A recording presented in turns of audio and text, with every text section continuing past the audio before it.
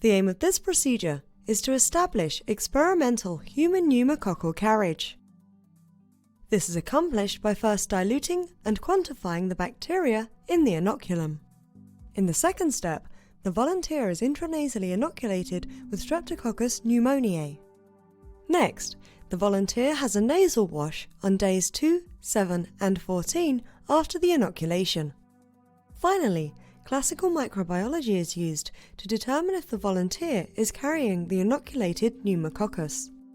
Ultimately, experimental human pneumococcal carriage can be obtained using this safe and reproducible method.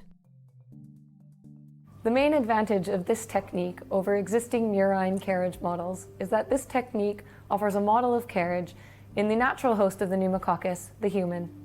Further, this method can help answer key questions in the pneumococcal field, such as what are the immunological correlates of protection, what is the immunizing effect of carriage, and what is the effect of the host pressure on the pathogen in the nasopharyngeal niche. The applications of this technique include its use as a method to down-select novel pneumococcal vaccines. We plan to use the prevention of carriage as a surrogate of vaccine-induced immunity. Demonstrating the clinical technique will be Sister Angie Wright and charge nurse David Shaw.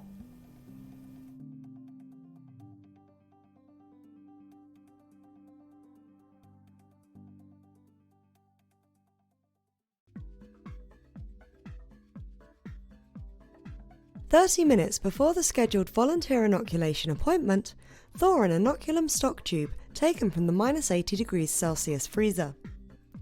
Then, spin down the thawed inoculum in a microcentrifuge for 3 minutes at 17,000 times G.